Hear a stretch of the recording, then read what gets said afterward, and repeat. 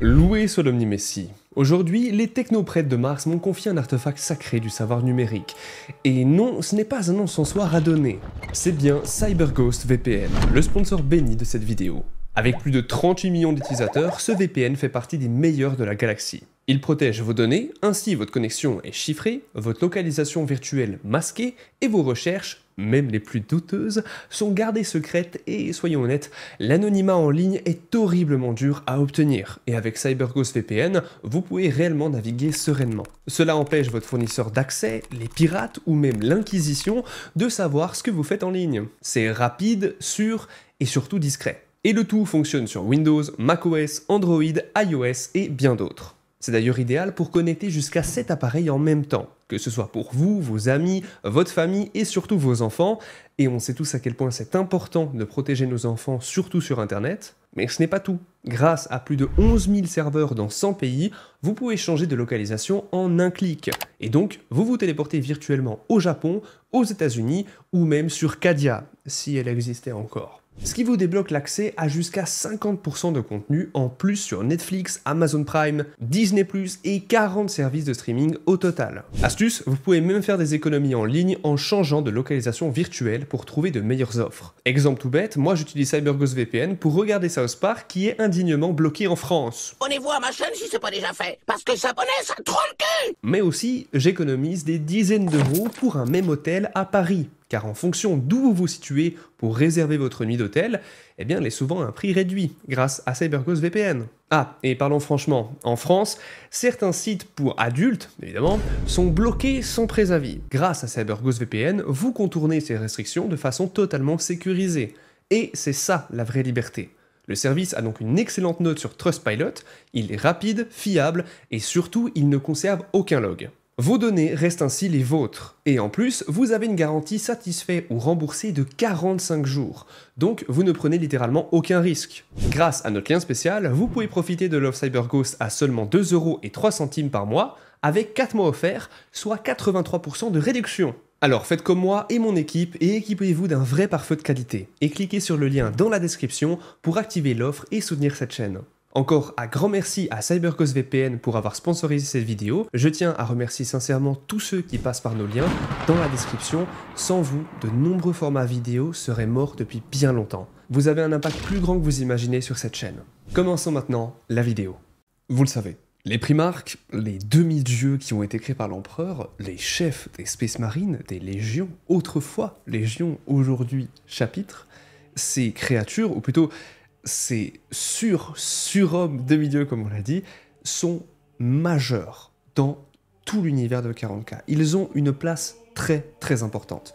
Les raisons sont multiples, très nombreuses, et vous le savez peut-être, mais surtout ils ont énormément de livres qui racontent leur histoire, mais aussi carrément des petites nouvelles, des petits récits, et même dernièrement dans des codex. Certains sont revenus, certains sembleraient même être sur le point de se rencontrer. Nos chers Gilliman, plutôt notre cher Gilliman et Lionel Johnson, nous savons qu'il y a bien un moment où ils vont finir par se croiser. Malheureusement, ils ne sont pas dans le même secteur en ce moment, mais cela ne serait trop tardé. Alors, la question que je vous pose, et la question que je me pose, la question que tout le monde en réalité se pose, est quels sont les prochains Primarques qui vont revenir? Parce que on sait très bien que cette question est répondue 100 fois. J'ai déjà répondu plusieurs fois à tout ça, mais la chose que je n'ai pas répondu, la chose dont nous n'avons jamais vraiment discuté, c'est de comprendre pourquoi certains des Primarques ne sont pas encore revenus. Car il y a énormément d'explications à tout ça, et on peut même avoir des explications ultra précises quand on lit Le Siège de Terra, ou certains passages de l'Hérésie d'Horus. D'ici quelques temps, aujourd'hui nous sommes en octobre 2025, au moment où vous regardez cette vidéo il sera peut-être, une autre date tout simplement, vous serez peut-être en 2026, sachez que un livre, et même une suite de livres, devrait arriver. Cette dernière s'appelle The Scoring, traduit en français, La Purge. Il s'agit là d'une pièce, ou plutôt d'un édifice important à l'ère actuelle de Warhammer 40 000. La raison est simple. Cette période-là va marquer un tournant pour toutes les légions de Space Marine, car c'est à ce moment-là qu'elles vont être réduites au rang de chapitres. C'est ce qu'on appelle la seconde fondation. La première étant la période où les Space Marines ont été créés. La première fondation sont donc les 20 premières légions de Space Marines créées par l'Empereur. Ensuite, la seconde, cette période-là de la Purge. Peu de temps après le siège de Terra, et aussi le moment où Horus s'est fait détruire et l'Empereur a été intronisé.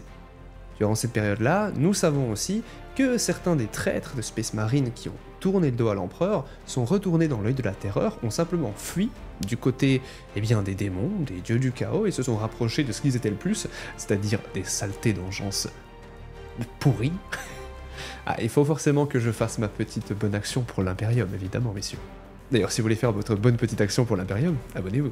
Plus sérieusement, n'oublions pas que cela va marquer un énorme tournant, encore une fois, pour tous nos Space Marines préférés. La raison est simple, le Codex Astartes a absolument tout réduit à néant, et on va voir maintenant toutes les informations qu'on a sur les Primarques qui ont disparu, sur ceux qui vont revenir, mais surtout sur ce qui va se passer prochainement. Et malheureusement, il y a beaucoup de choses dont on a oublié de discuter dans les dernières vidéos que j'ai fait, et donc je tenais à rectifier tout ça, parce que on a des informations supplémentaires, j'ai lu encore quelques bouquins qui m'ont fait penser à tout ça, et j'ai même regardé 2-3 vidéos de certains collègues du côté anglais principalement, qui m'ont aussi fait prendre des petites notes pour qu'on discute aujourd'hui de tout ça. Alors, comme on l'a dit, de nombreux Primarques devraient revenir, certains qui sont théorisés pour être les prochains en termes de priorité, seraient, d'après beaucoup, et certains d'entre vous qui regardez actuellement cette vidéo, les Manruss. Les Manruss seraient dans le top 1 de celui qui est le plus demandé et qui a le plus de sens, bien de revenir simplement. Mais je suis pas d'accord. Et je vais peut-être me mettre des gens à dos en disant ça, mais je pense que le prochain Primarque qui reviendra sera un Primarque du chaos. Et ce sera probablement Perturabo. Sans oublier l'Orgar qui devrait aussi revenir prochainement. Mais là, je vous spoil un petit peu la suite de la vidéo. Continuons d'abord avec les Manruss. Déjà pour commencer, je tiens à rappeler une chose très importante. Le retour de chacun des Primarques qu'on a vus depuis le passé, donc que ce soit Magnus, Mortarion, Angron, Fulgrim, dernièrement, le Lion ou Guilliman, tous ces événements vont simplement permettre à l'arc narratif de Warhammer 40 000 de continuer d'évoluer, d'une certaine manière en tout cas. Mais l'un des axes centrales de tout cela est le suivant. Qui va revenir? Quand va-t-il revenir? Et surtout, avec quel rôle? Est-ce que certains des Primarques qui se sont retrouvés bloqués dans d'autres dimensions, comme le Khan qui se retrouve dans la toile avec les Drukhari, ou même Corvus Corax qui serait en train d'essayer de trouver l'Orgar, est-ce que certains de ces derniers vont finir corrompus? Il y a de fortes chances. Nous savons que Corvus Corax est devenu une sorte de pseudo-démon, mais qui reste loyaliste, du moins c'est ce que nous pensons. Et tous ces événements-là façonnent fortement la trajectoire de 40K et son avenir. On sait que dans l'édition actuelle, ce qu'on suppose ne sera pas centré sur un grand final, un grand événement majeur, malheureusement, je tiens à le rappeler.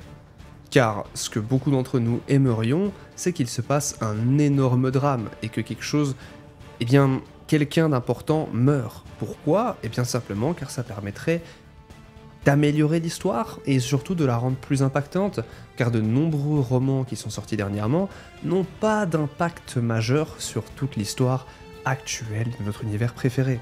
Et c'est pas que c'est problématique, je suis pas d'accord là-dessus. Je pense que c'est quelque chose qui doit malheureusement changer, car sur une 50aine de livres, on a eu Dark Imperium, qui a quand même beaucoup évolué d'une certaine manière, on a quand même eu des retrouvailles entre deux frères, Mortarion et Guilliman, ça je suis d'accord. On a eu le retour du Lion qui a quand même un impact majeur. Ce qu'il en est d'Angron, pas grand chose. Alors certes, il a croisé notre très cher Lionel Johnson, mais c'était pas vraiment dans des romans, c'était dans des codex, ou plutôt des livres de règles de Arcophomène. Et pour la suite, on a par exemple Fulgrim qui est de retour, mais son livre sur lui, donc le livre de Fulgrim, le fils parfait, c'est une coche complètement inutile, dans le sens où ce livre n'apporte absolument rien pour Fulgrim. Tout ce qu'on sait et ce qu'on apprend, c'est qu'il veut remplacer l'empereur. C'est rien de nouveau, on savait déjà que Fulgrim était totalement arrogant et qu'il se pensait meilleur que tout le monde. Donc philosophiquement parlant, cela nous apporte peu. Et si on prend encore du recul sur tous ces événements-là, on se rend compte assez rapidement d'un autre souci. Beaucoup d'événements ne prennent pas forcément des personnages ultra importants. On a de nombreux nouveaux personnages qui apparaissent dans des livres et qui meurent, et qui du coup sont là sans forcément avoir un arc narratif ultra important. C'est des sortes de mini-arcs. Et tout ça pourrait signifier, et je mets des gros guillemets, que l'univers est un peu plus morcelé de manière narrative. À l'inverse de l'hérésie d'Horus ou du siège de Terra qui ont réellement une suite, ou même l'Aube de Feu qui en réalité avait une suite. Du moins une suite logique.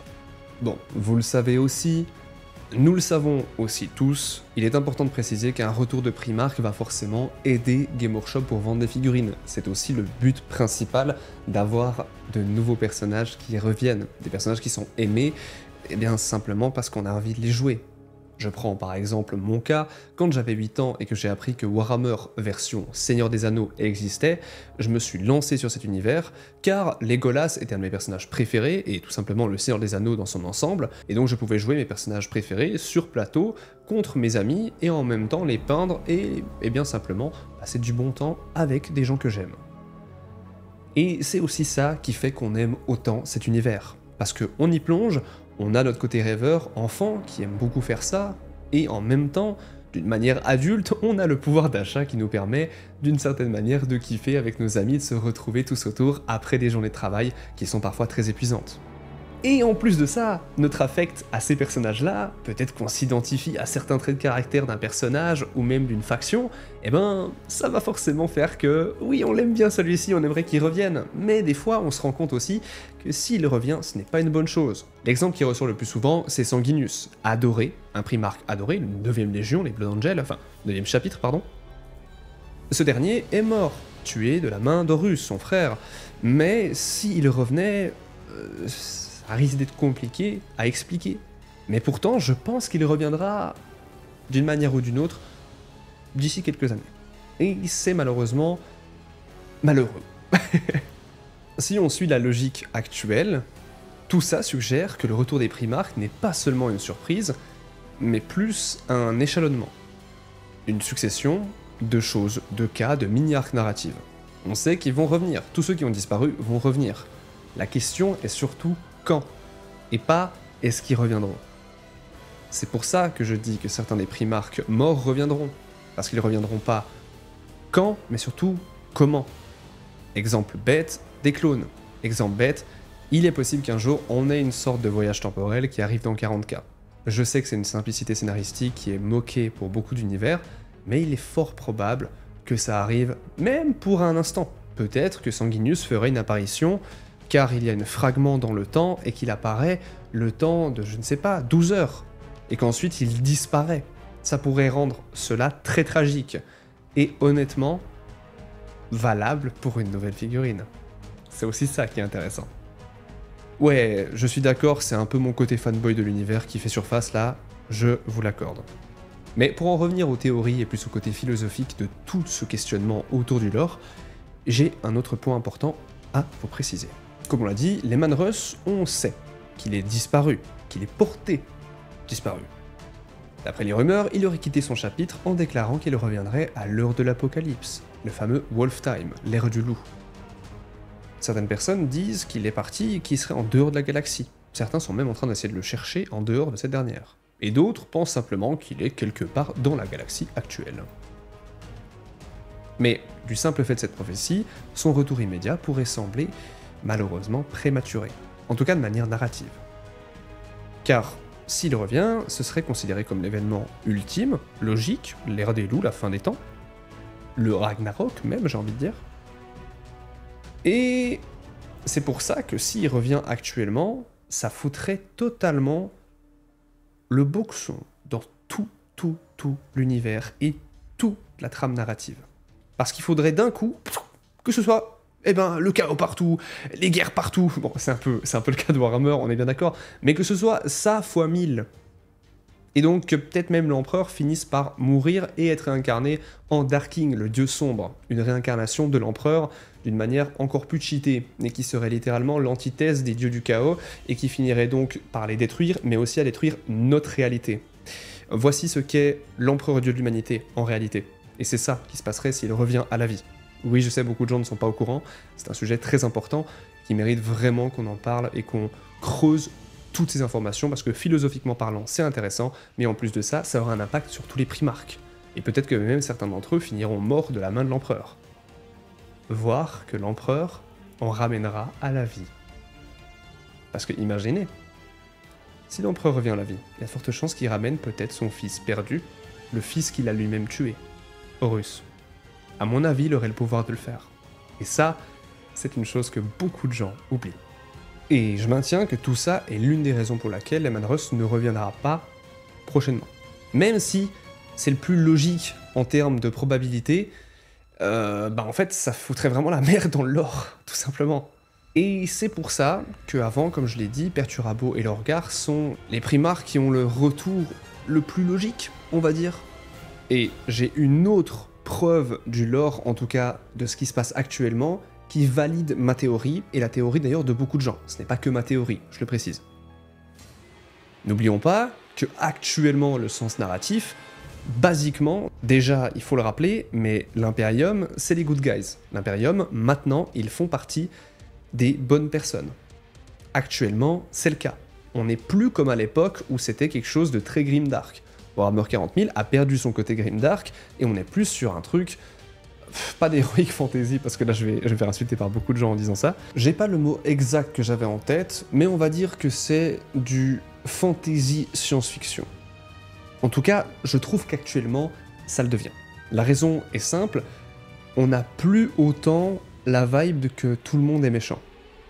Dans le sens où je maintiens que l'écriture actuelle de Warhammer 40 000 fait en sorte que l'Imperium paraît plus correct que les autres. C'est ce qu'on appelle le moindre mal, simplement. De manière philosophique, c'est quelque chose de plus logique que de simplement, être mauvais. Il y a une raison à pourquoi on est mauvais. Car si on ne fait pas tel acte, qui peut paraître horrible, encore plus de choses mauvaises pourraient arriver pour toute la population. Donc, d'une certaine manière, c'est vrai, d'une certaine manière, cela est moral pour certaines personnes, pour d'autres non. Ça, je vous laisse débattre de ça en commentaire. Mais c'est pour ça que je pourrais le décrire comme ça, cet univers. En tout cas, actuellement. Avant, on est bien d'accord, c'était du total grimdark. Ça, je le maintiens. Et donc, si on suit cette logique-là, que l'univers devient comme ça, il est important de préciser que l'Imperium est littéralement en train de se défendre. Ils sont plus en train d'attaquer, en train d'essayer de coloniser. Plus du tout. Ils sont en train d'essayer de protéger ce qu'ils ont, de récupérer ce qu'ils ont, surtout pour éviter la suite des événements face aux envahisseurs, qui sont entre autres des Xénos, mais aussi le chaos. Et principalement des anciens frères des primarques qui sont devenus des traîtres, comme on l'a dit, les princes démons, Mortarion, Fulgrim, Angron, et donc Magnus. Sans oublier Perturabo et Lorgar, qui vont refaire surface. Pourquoi ? Parce qu'il faut qu'on ait un événement majeur qui soit impactant, qui peut-être redonne un univers, ou plutôt une touche grimdark. Si Perturabo et Lorgar reviennent, tout ça pourrait être contrebalancé, et tout deviendrait bien plus sombre. Comme durant les Résidorus, par exemple. Et je trouve que c'est cela qui manque actuellement à l'univers pour être correct, et surtout pour continuer d'une manière logique. Donc l'ennemi se renforce, et l'Imperium tente de se défendre. Et ça fait encore plus sens quand on sait que Perturabo est littéralement le maître des sièges. Mais si Perturabo revient, on aura probablement son rival, son frère, pas de cœur mais plutôt de haine, qui refera surface. J'ai nommé Rogaldorn, des Imperial Fist. Les deux ont beaucoup de choses à régler encore, et ça depuis plus de 10 000 ans. Donc la théorie est la suivante, le retour de Perturabo pourrait précéder celui d'un loyaliste majeur pour rétablir une menace. Puis le retour du loyaliste serait donc la réaction logique. Et encore une fois, ça crée une structure de type problème-solution pour la narration et pour la sortie des produits. En plus, ça permettrait d'avoir d'excellents produits, d'énormes boîtes où on retrouve deux primarques qui viennent d'arriver, se foutent sur la gueule pour une édition spéciale ou une édition limitée, et donc forcément ultra intéressant pour Game Workshop. Mais il y a une autre théorie, qui est celle de Lorgar, ou d'autres primarques traites qui pourraient servir de boss presque intermédiaires, parce que les principaux qui sont ressortis, comme on les a déjà dit avant les princes démons qui sont des primarques, c'est quand même des boss ultra cheatés, même si bon, un primarque loyaliste arrive à les éclater sans trop de problèmes actuellement, mais Lorgar pourrait faire peur, je pense. Je pense pas que c'est l'un des Primark les plus cheatés, je pense vraiment pas. Mais il pourrait au moins donner un intérêt différent à la trame narrative que l'on a aujourd'hui. Dans le sens où il pourrait revenir pour essayer de corrompre des gens, mais surtout corrompre de manière extrêmement violente, pour corrompre des planètes entières, voire des secteurs entiers qui de base étaient loyalistes. Ça pourrait être cool, et pas uniquement de venir pour tout casser, tout détruire. Lui, s'il revient, c'est pour tout détruire de manière insidieuse.